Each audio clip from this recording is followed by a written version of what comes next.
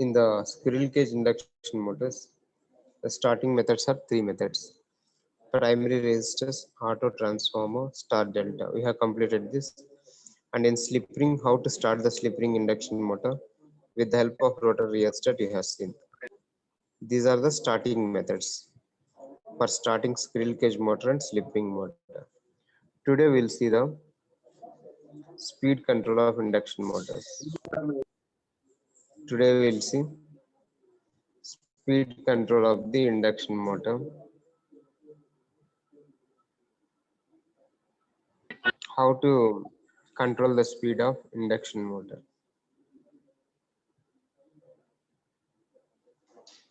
See here,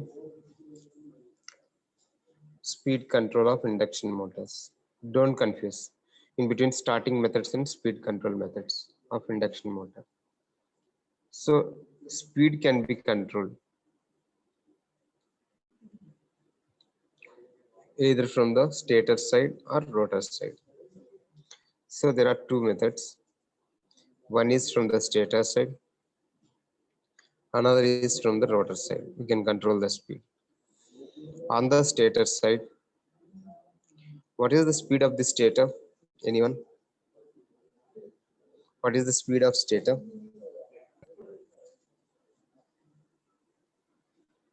NS or N? Which one? NS. NS. NS is the speed of the stator.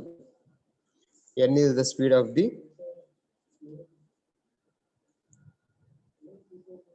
N is the speed of the which one? Stator or rotor? Rotor. Rotor. Okay. First we will see from the stator side. How to control the speed from the stator side. Then we will go for the control from the rotor side. What is the formula for NS? Anyone? NS is equals to 120F by P. Okay, NS is equal to 120F by P. So in 120F by P, we are having frequency and number of poles. P is the number of poles.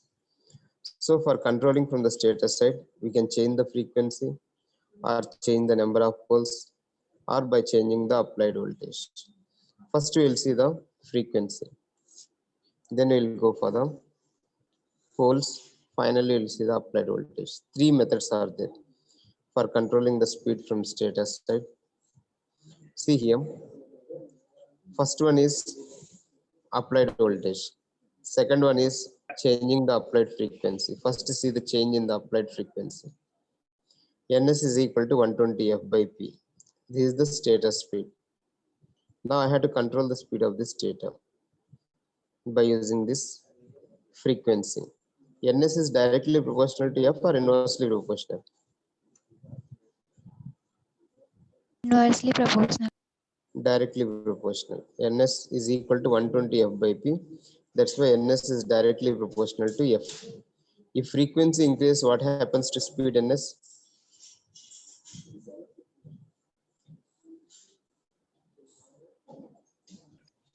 It increases.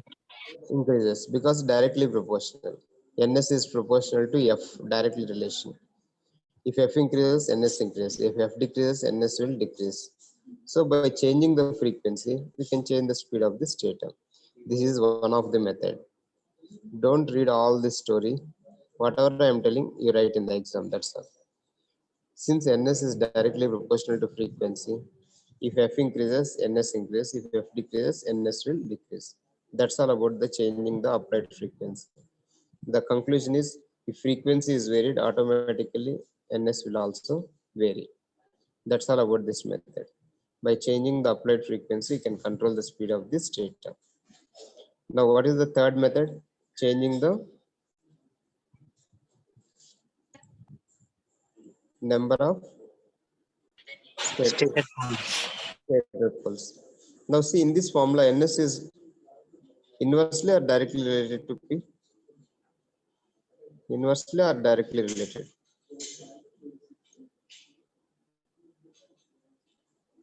What is the relation? Inverse related or direct related? NS and P.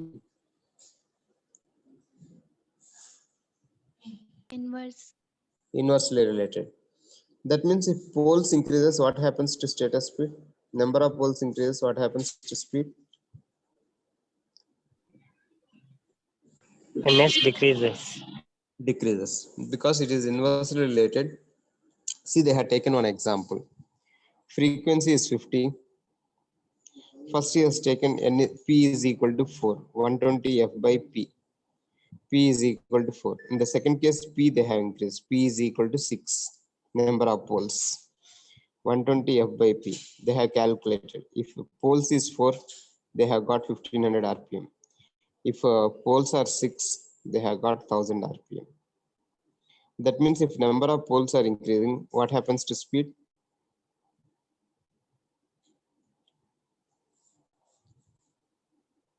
Decreases or not?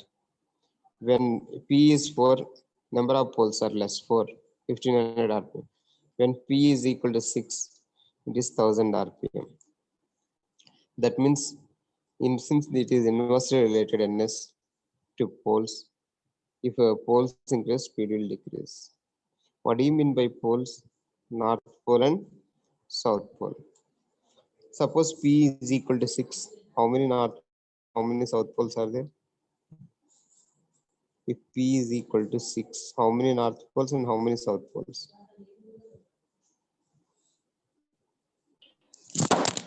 Polar 3, south pole also 3.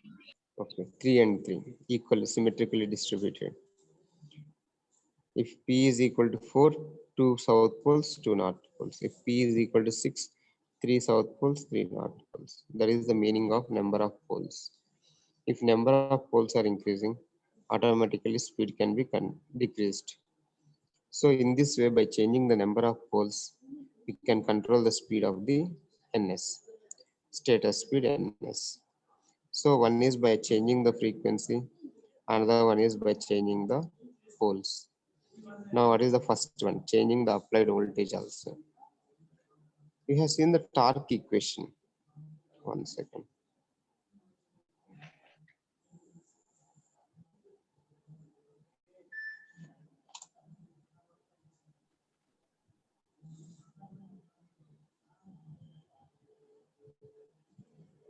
See here, torque equation you have seen.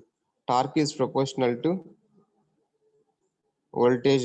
How much times it is proportional to voltage? What is E2 first of all? What is E2? What is E1?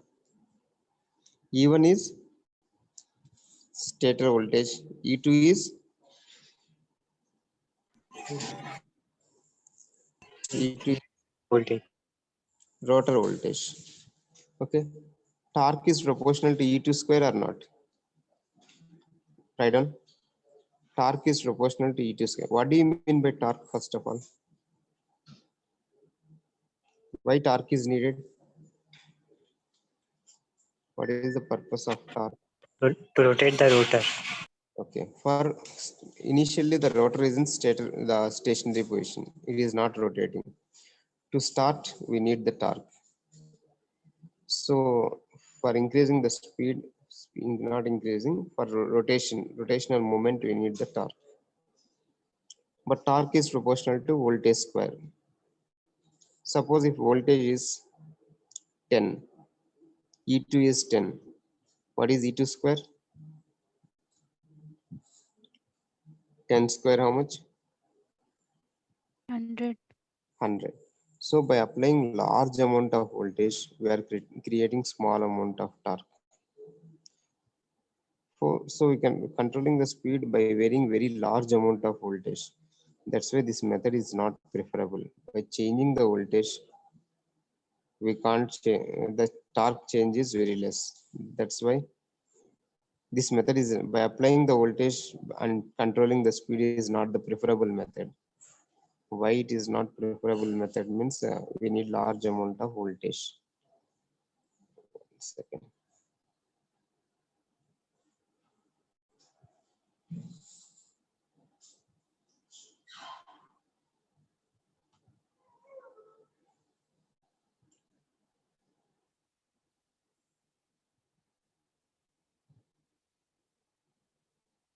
See here.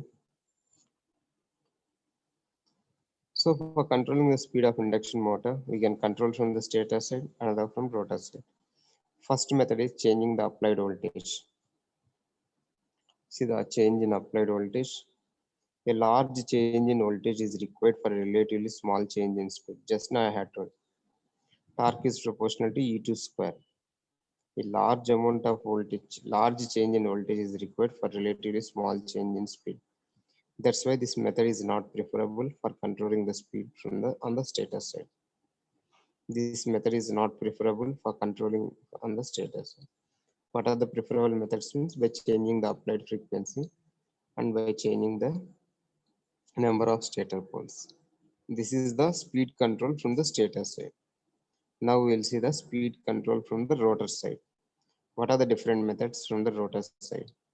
One is rotor rheostat control. Second one is operating two motors in concatenation or cascade.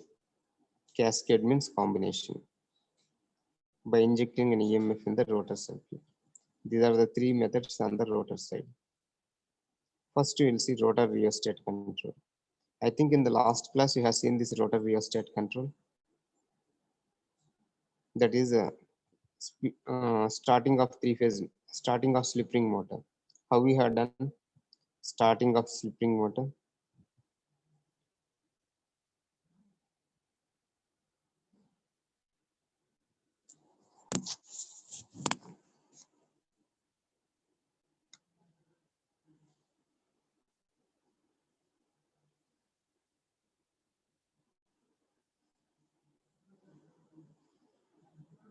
One second.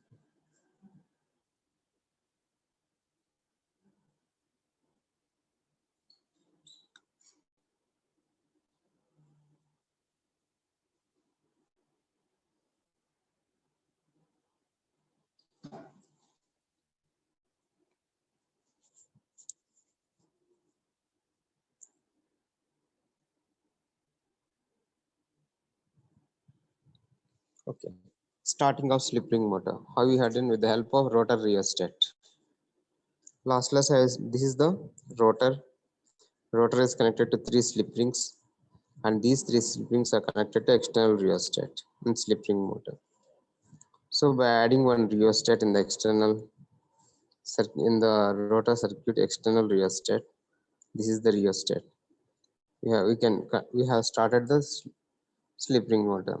Yes, in the last class we had studied this studs rotor rheostat. Once the speed reaches to 70% of the rated speed, there is no necessity of resistance.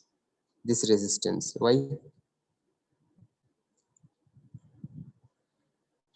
Current comes to normal value once the speed of the rotor reaches to 70% of rated speed. This method you have studied or not last class?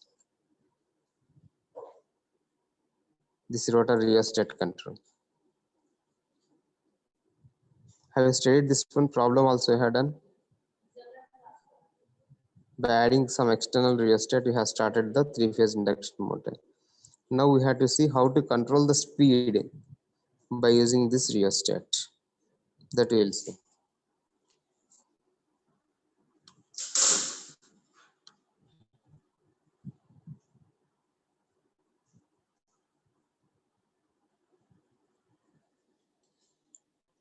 Next, first method is in speed control from rotor side.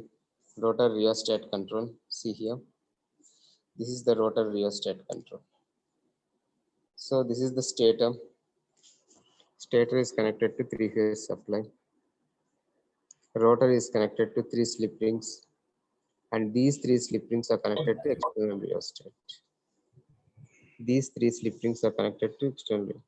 So with the help of this rheostat, we can start the three-phase induction motor, starting rheostat, and also you can control the speed. For two purposes, we are using this rheostat. One is starting of slip ring induction motor, another one is speed control of the induction motor.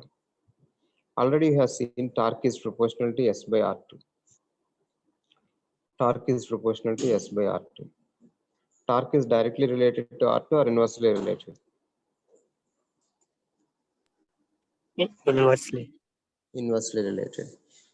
If this rheostat resistance increases, what happens to torque? If R2 is increased, torque will be reduced. Because if R2 increases, inversely related. If R2 decreases, torque will increase. So we can control the speed of this rotor by varying this rotor rheostat, external rheostat. By varying this external rheostat, we can control the speed of the rotor. If we increase this, speed will be reduced. If we decrease this, speed will be increased because torque is proportional to R2. So in exam, we have to draw this diagram. Stator, these two are stator. This is this one. In the stator, in between the stator, we are having rotor. Rotor is connected to 3 slip rings. In these 3 slip rings are connected to external rheostat. By varying this rheostat, we can control the speed of this rotor. That's all about this method, rotor rheostat control. This is the speed control method. Starting, I have already explained in the last class how to start the slip ring induction motor. One derivation also I have explained, and problem also I have done for starting of the 3-phase induction motor. Now for speed control, we are varying this rheostat. If we increase the rheostat, rotor speed will be reduced. If we decrease the resistance, speed will be increased. So these 2 points I had to write in exam. That's all about the rotor rheostat control. So in the rotor side, we have seen the rotor rheostat control. Next method in rotor rheostat control is by operating 2 motors in concatenation or cascade. Now we'll see this method. We'll see the diagram by operating 2 motors in concatenation or cascade. See the one.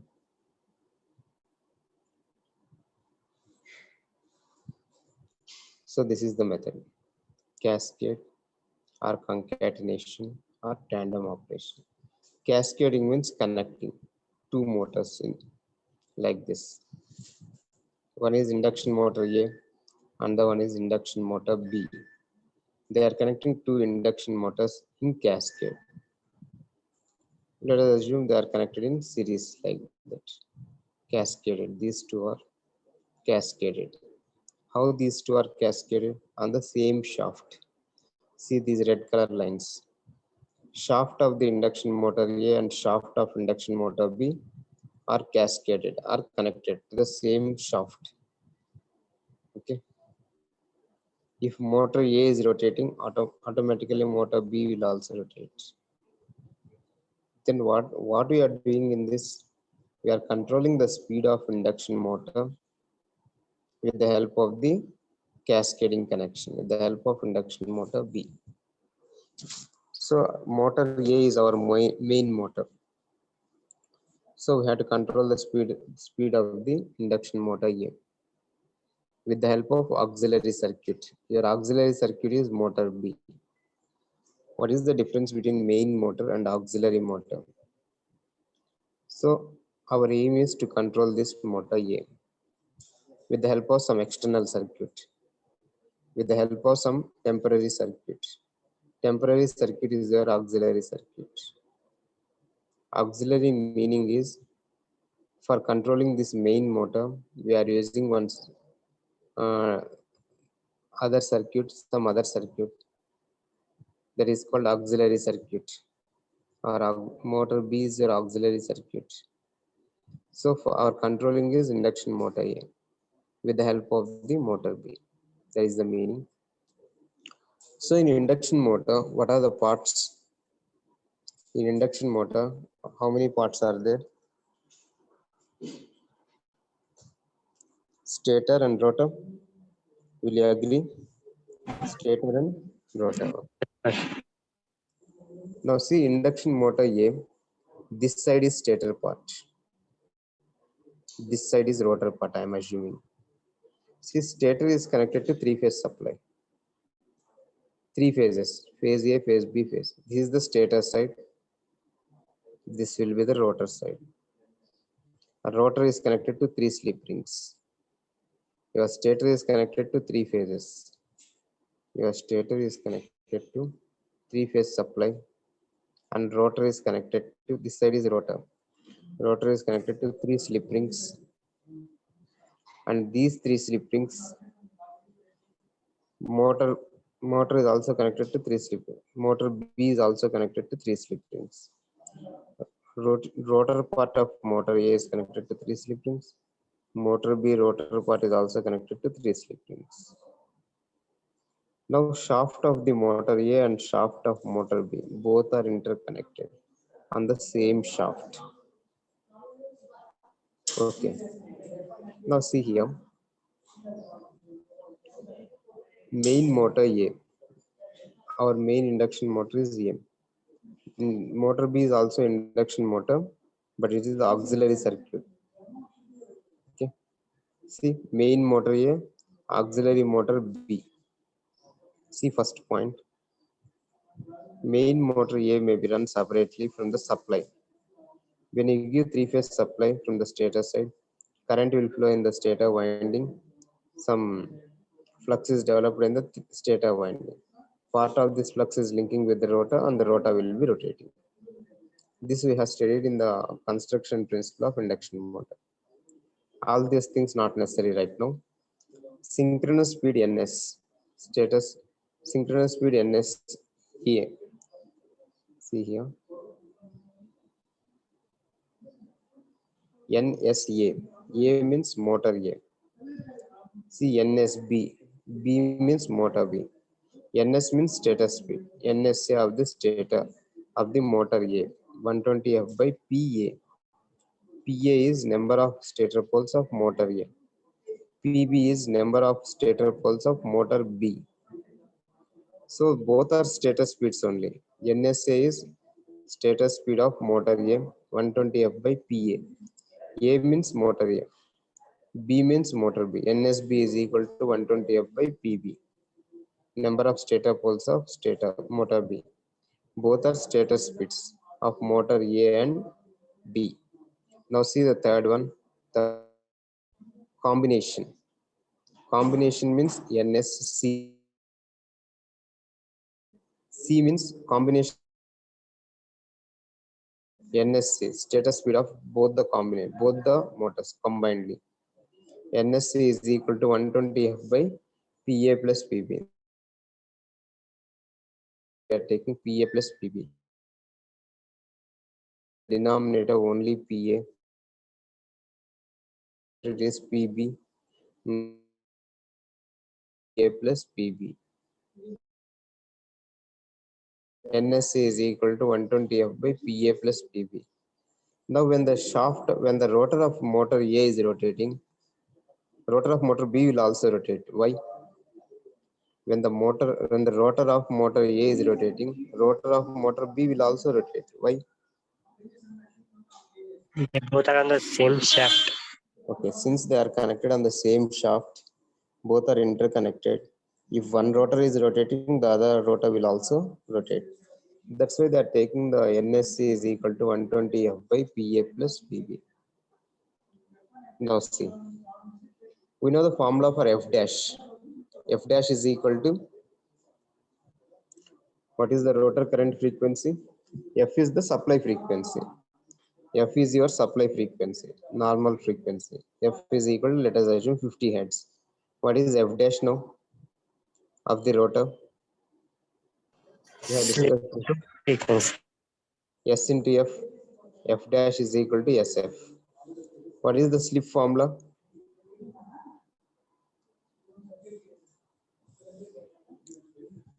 Slip formula, S formula. NS minus N by NS. Okay. F dash is equal to, see here, F dash is equal to SF. S is NS minus N by NS. We know this formula. NS minus N by NS. In F dash, they are taking NSA. Because from the motor A, we are getting the slip. For motor A, the slip is NSA minus N by NSA.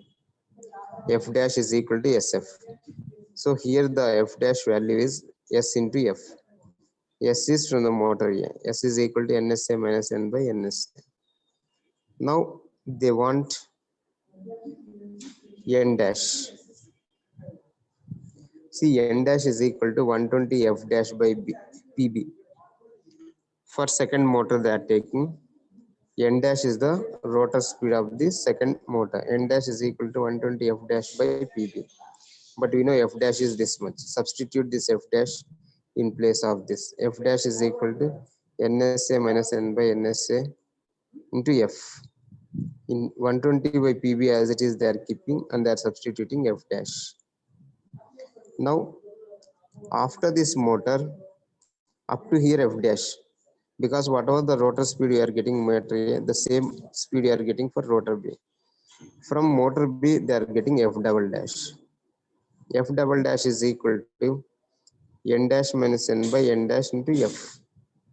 So up to here you write. In this way, we are controlling the speed of the motor A and B, motor A, with the help of motor B. So in this method, cascade or concatenation or tandem operation, we are controlling the speed of the motor A and motor A with the help of motor B. So write down what I had told. Point number 1, NSA 120 F by PB. Point number 2, auxiliary NSB 120 F by PB. Combination cascade 120 F by PA plus PB. Then write down the formula for F dash and F double dash.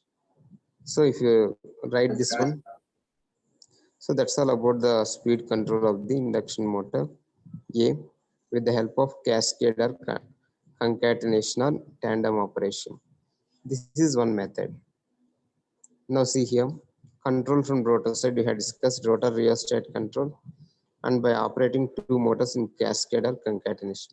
And the last method is injecting an EMF in the rotor circuit. Last method for controlling the speed of the rotor induction motor is by injecting an EMF in the rotor. What is the meaning of this? Injecting an EMF in the rotor circuit.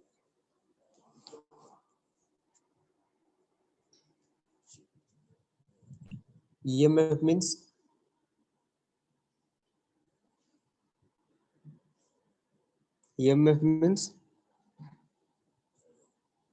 voltage. We are injecting the voltage in the rotor circuit. See this method. What I had told about the auxiliary circuit. What I had told about the auxiliary circuit. Some external circuit for controlling the main motor. See, last method, injecting an EMF in the rotor circuit. So this is your main motor. This is the stator side. Stator side is connected to three-phase supply. And rotor side is connected to 3 slip rings. Now auxiliary circuit. For controlling this main motor M, we are using this entire auxiliary circuit. See the circle I am putting with the help of cursor. This is the auxiliary circuit. Whatever that is present from here to the right side of this main motor, this entire circuit is the auxiliary circuit. This entire circuit, DC supply, DC motor D, rotor converter C, this entire circuit is the auxiliary circuit. So with the help of this entire auxiliary circuit, we are controlling the main motor M.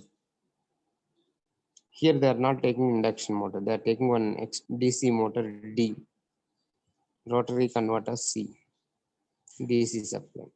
This entire circuit is auxiliary circuit, which is used for controlling the speed of main motor M. So this is just like the control circuit. One external circuit you are using for controlling the speed of this main motor M. Is it clear what I am saying?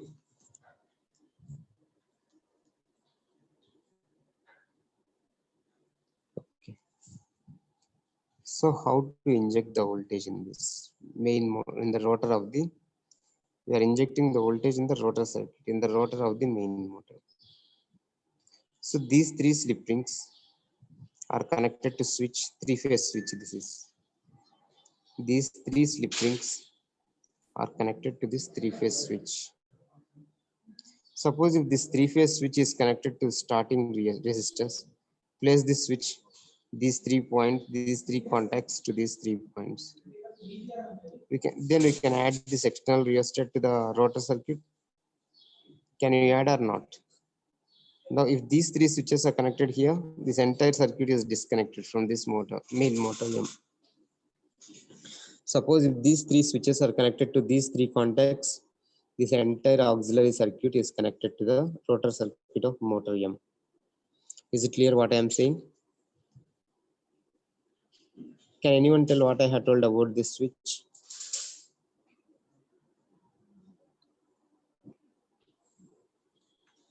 Can anyone tell what I had told about this switch?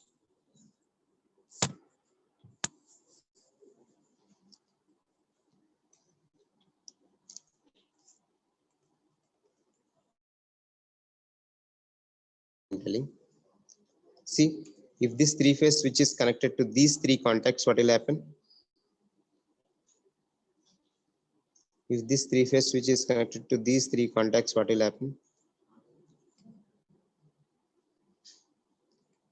This entire circuit, DC supply, DC motor D, rotor circuit C, this entire auxiliary circuit is connected to where? This entire auxiliary circuit is connected to where?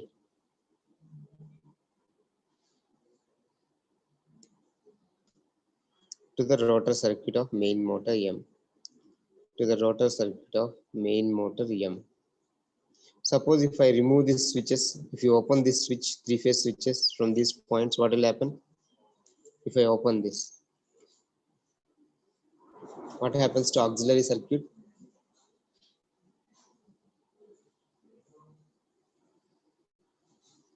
Is it connected or disconnected?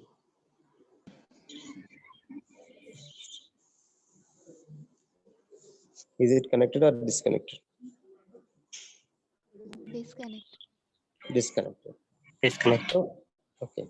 If you connect these 3 points, this switch to these 3 points, it will be connected, this entire circuit. If you open this, it will be disconnected.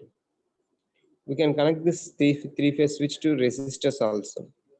Then these resistors will be connected to this main motor. By changing the resistors, we can change the speed of this motor rotor also. This is one method. Another method is by connecting these three switches to these 3 points, we are connecting auxiliary circuit to the rotor circuit of the main motor, and we can control the speed of the main motor. Now we will discuss what is the operation of, what is the purpose of this auxiliary circuit. So in exam, we had to write these 4 lines. 1, 2, 3, 4. This para. Otherwise, this para we had to write. We had to draw this diagram, and we had to write these 4 lines.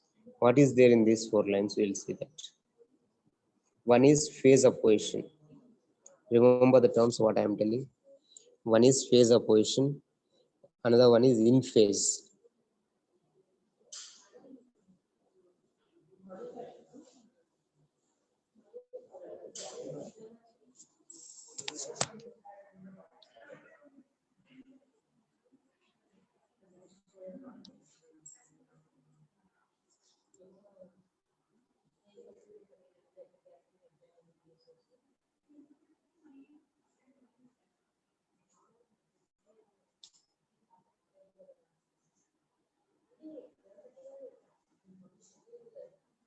See here, these two terms.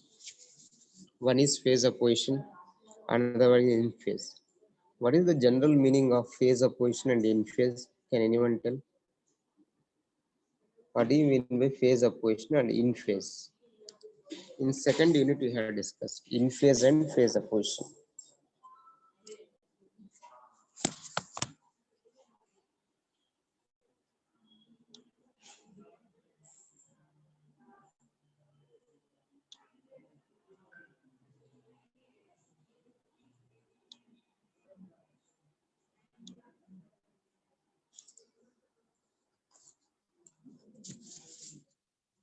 Suppose if they are in phase, the angle is 0 degrees in this direction. 180 degrees means in which direction? This direction or opposite direction? Opposite direction. Opposite, left side. If two values, suppose let us take rotor voltage is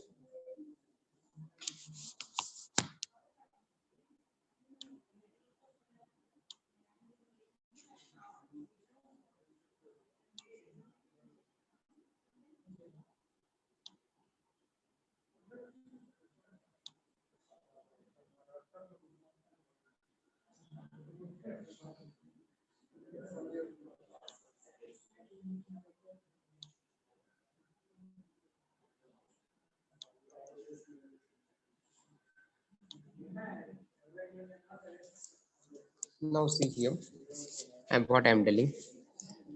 Main motor rotor voltage is 100 volts at an angle 0. Now this entire auxiliary circuit voltage is 10 volts. Angle is 0. Now these two are in phase or out of phase? These two are in phase or out of phase? See only angle. Don't see magnitudes. In phase or out of phase?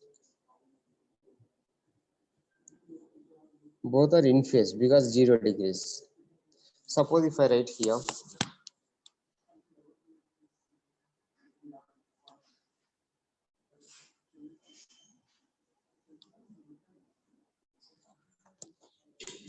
ten at an angle 180 degrees. It is 0 degrees, it is 180 degrees. Then both are in phase or out of phase? 180 degrees and 0. Both are exactly opposite or not? 0 means this side, 180 means this side. Are they out of phase or in phase? Out of phase. Phase opposition.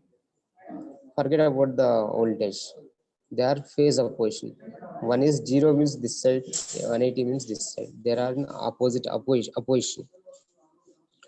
Now see the first point, what I am telling.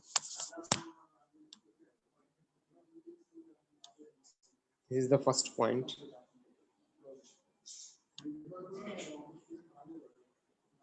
This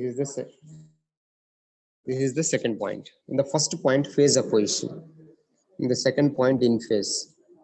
When you insert a voltage, this is the inserting voltage. When you insert a voltage which is in phase opposition to the rotor induced EMF, this EMF 180 degrees, sorry, this 10 volts at an angle 180 degrees, 10 volts we are adding to the rotor circuit. We are generating 10 volts with the help of this auxiliary circuit, and we are adding 10 volts to the rotor circuit. But this is 180 and this is 0. It is in opposition, phase opposition. When you insert a voltage, with the help of auxiliary circuit, we are inserting the voltage which is opposition, which is in phase.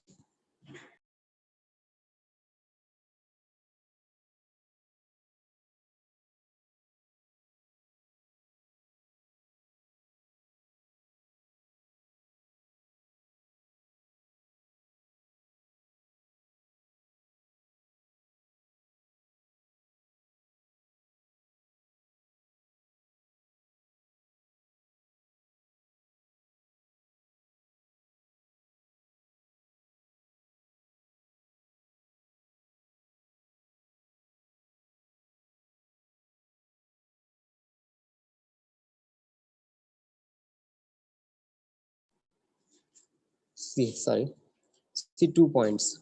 One is when you insert a voltage which is in phase opposition to the induced rotor EMF. Rotor EMF is here. What do you mean by inducing a voltage?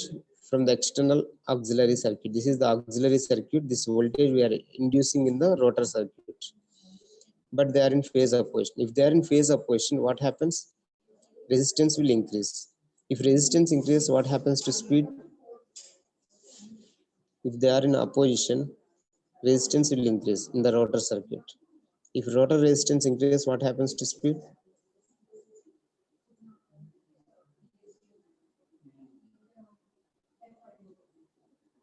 See here, if resistance increases, what happens to speed?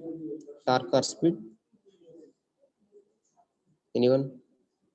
Speed will be decreased because it is inversely, speed is inversely proportional to resistance. Same thing happens here.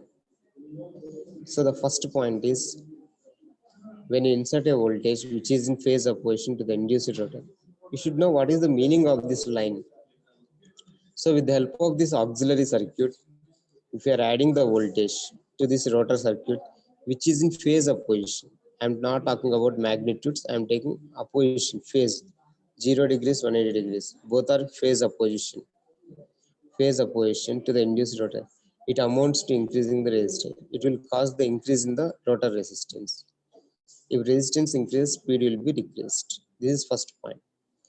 Suppose if they are both are 0 degrees phase in phase, whereas inserting a voltage which is in phase with the induced rotor EMF, it is equivalent to decreasing its resistance. In the first case, increasing the resistance. In the second case, decreasing the resistance. If both the voltages are in phase 0 and 0, then resistance will decrease in the rotor circuit. If resistance decreases, speed will be increased. Hence, by changing the phase of the induced EMF and hence the rotor resistance, speed can be controlled. Have understood these 4 lines what I have told? Have understood? Any doubt? That's all about this. Draw this diagram and write about these 2 points only, this para. If the voltage developed, so this DC supply is used for creating the voltage in the DC motor. Whatever the voltage that is developed here, that voltage, if they are in a phase opposition, resistance will increase. If resistance increases, speed decreases. If both are in the same phase, 0 and 0 degrees, forget about the voltage. Whatever the voltage we are adding to this rotor circuit, we have to see only angles. If both are in phase, resistance will decrease and speed will increase. Hence, by changing the phase of the induced EMF, with the help of the external circuit, we are inducing the EMF. We are inducing means we are adding the EMF in the rotor circuit. If they are in phase opposition, speed will decrease. If they are in same phase, speed will increase. That is the meaning of this circuit. Hence, speed can be controlled. Any doubt in these 4 lines on this diagram? Is it clear? Yes, sir. Okay. So there are 6 methods, whatever we have discussed today, for controlling the speed of the induction motor, speed control of induction motor, control from stator side and control from the rotor side. Control from stator side are 3 methods. Control from the rotor side are 3 methods. Rotor rheostat control by operating 2 motors in cascade of concatenation and by injecting an EMF in the rotor circuit. So these 6 methods you had write in exam for 5 marks. They'll ask for 5 marks.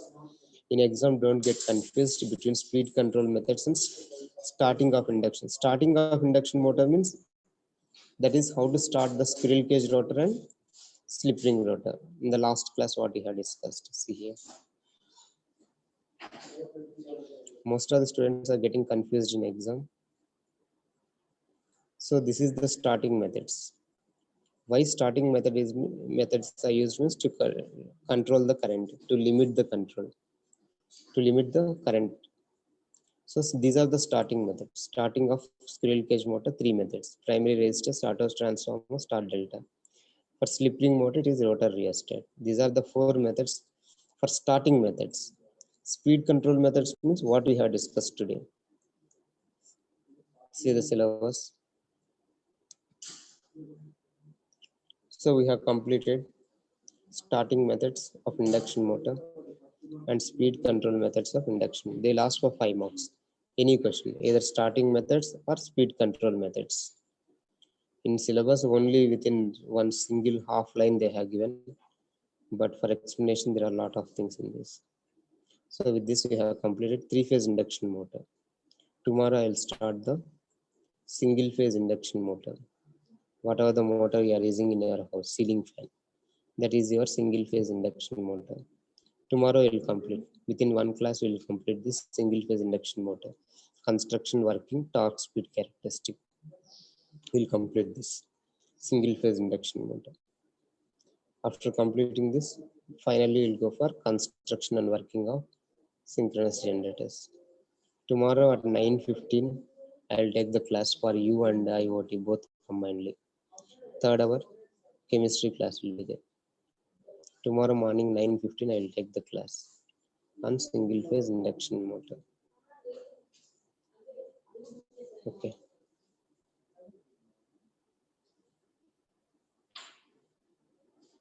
Now I'll stop the class. I'll take attendance, wait for some time.